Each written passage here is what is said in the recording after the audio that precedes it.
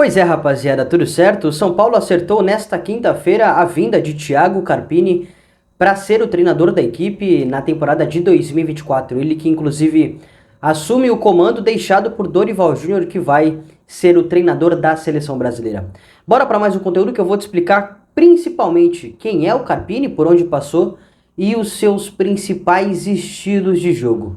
Eu sou o Vinícius Martins e você está no canal 4 Linhas.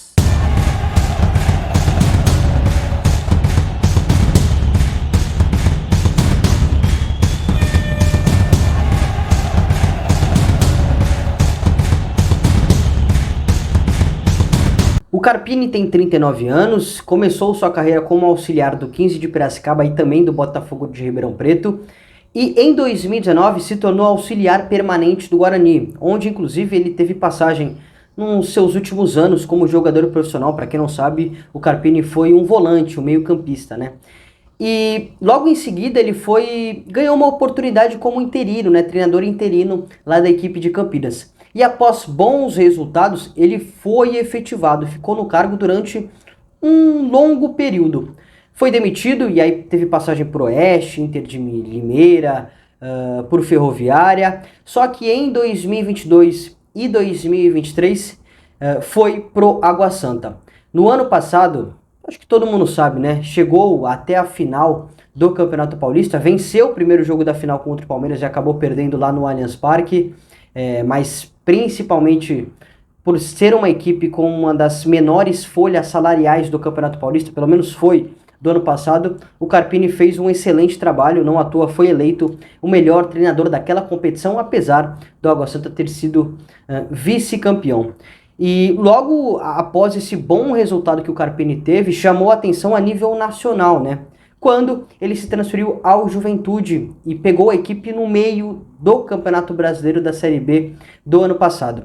Ele pegou a equipe de Caxias na vice-lanterna da competição e terminou o campeonato na segunda colocação. Conseguiu o acesso com o Juventude numa campanha, numa recuperação fantástica. E aí o Juventude vai disputar a elite do futebol brasileiro nesse ano, em 2024, né? E aí o Carpini de fato se consolidou num primeiro momento, né? Atraiu o interesse de Santos, de Cruzeiro, e agora do São Paulo vai ser o treinador do Tricolor Paulista para a temporada de 2024.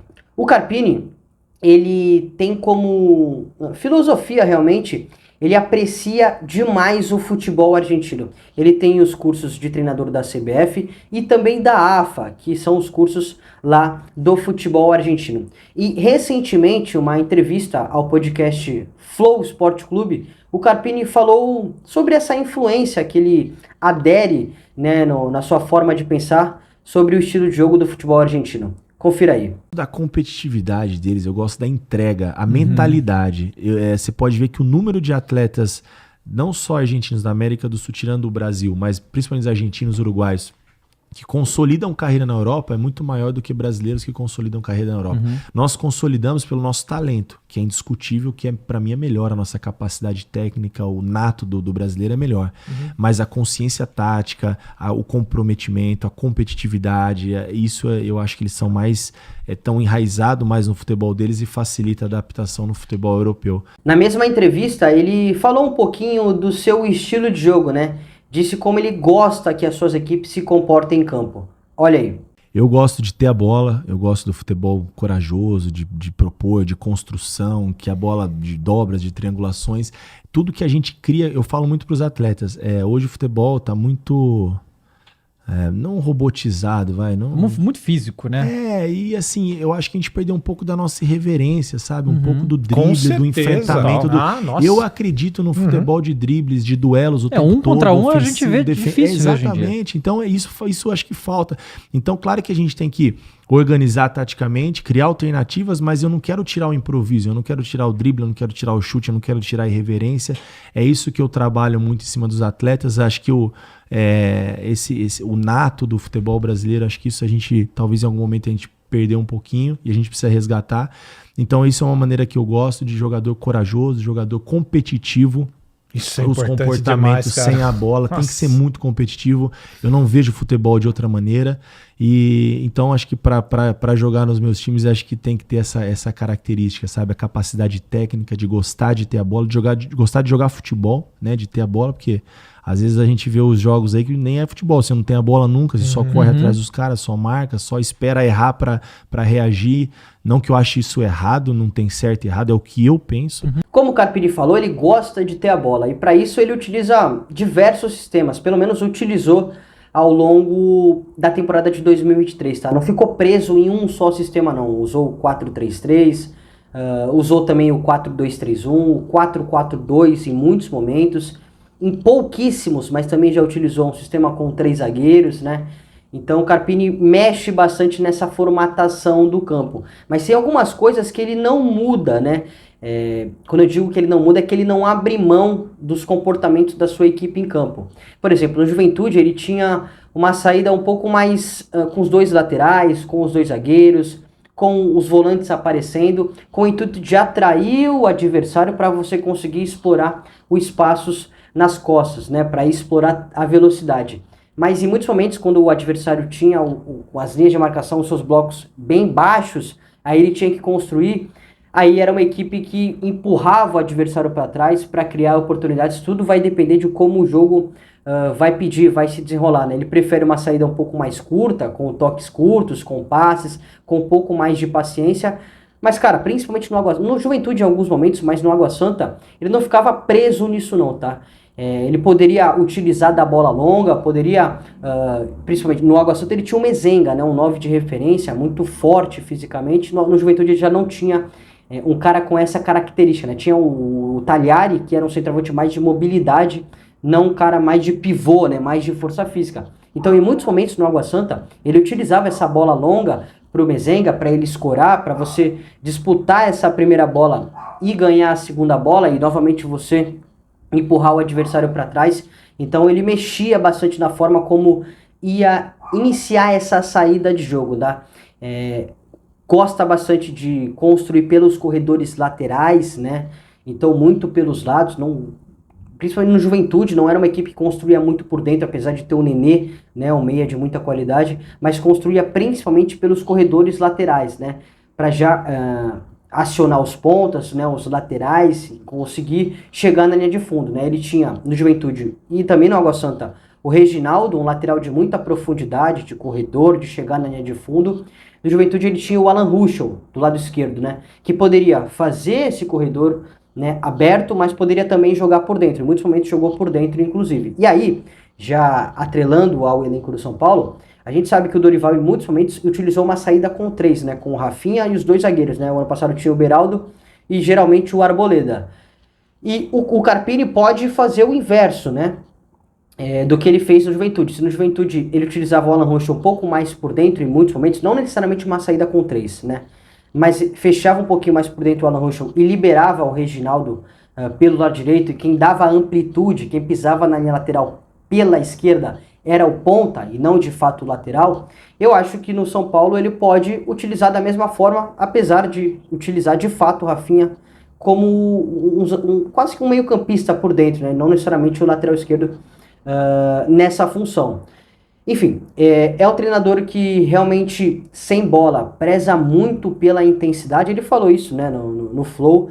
É um treinador que a todo momento está cobrando para você roubar a bola a todo momento. No Juventude, principalmente no Água Santa, ele utilizava um sistema para se defender num 4-4-2, né, com 2 linhas de marcação muito intensas, tá? Geralmente a bloco médio, para você ter um certo espaço para conseguir explorar os espaços, né? Não era uma equipe que baixava muito as suas linhas de marcação, mas também não marcava muito alto. Marcava a bloco médio para ver qual a decisão que o adversário ia ter, para depois você pressionar e conseguir roubar. E quando roubava essa bola, uma transição espetacular, cara. Transição muito forte. No Água Santa ele tinha uma velocidade nos contra-ataques excepcional, principalmente com o Bruno Xavier, com o Tocantins, o próprio Júnior Todinho, enfim, o Luan Dias, que tinha essa capacidade do passe longo para encontrar esses caras. Então, principalmente no Água Santa, ele tinha uma equipe muito forte nessas transições, muito forte nos contra-ataques. Mas, sem dúvida alguma, cara, são coisas que ele vai mexendo no decorrer das peças, né, do que o elenco pode te entregar, no que o adversário vai pedir, no que o jogo vai pedir, né?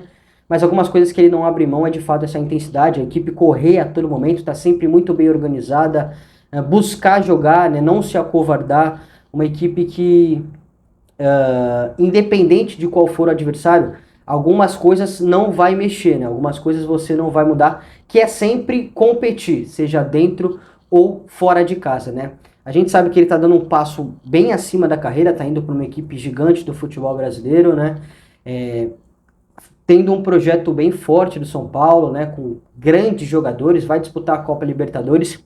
É um treinador jovem, de certa forma inexperiente. Quando eu digo que ele é inexperiente, não é do lado negativo. De fato, é um treinador que ainda não disputou Série A do Brasileirão, que ainda não disputou Libertadores, enfim, que ainda precisa ganhar essa cancha e vai ter essa oportunidade no Tricolor Paulista. Evidentemente, é um treinador que pode acumular erros ao longo dessa passagem pelo São Paulo. Né? Não é um fator determinante, mas é um fator importante para a gente avaliar por conta dessa inexperiência, né? Então, em alguns momentos pode faltar, putz, cara, e agora? O que eu faço nesse cenário? É normal, mas é um treinador muito promissor, muito inteligente. Eu, particularmente, aí já não estou analisando, não estou dando informação, estou falando exclusivamente a minha opinião, Vinícius.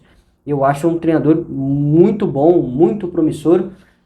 E vem de ótimas campanhas, né?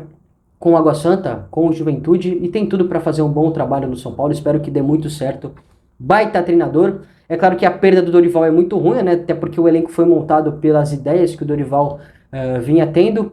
O Carpini tem algumas ideias diferentes do Dorival. É que o Dorival, cara, assim, ele adapta bastante o seu estilo de jogo com base nos jogadores, né?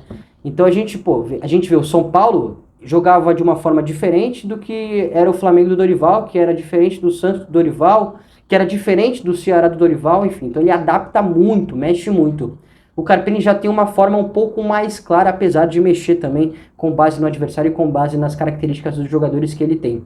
Então não é tão parecido assim, tem algumas similaridades, mas enfim, é uma oportunidade de mercado. Não à toa o Carpini foi muito desejado por algumas equipes também do futebol brasileiro, além do São Paulo. E aí, concorda comigo? Manda pra gente aqui nos comentários. Muito obrigado pela audiência, um grande abraço e até a próxima.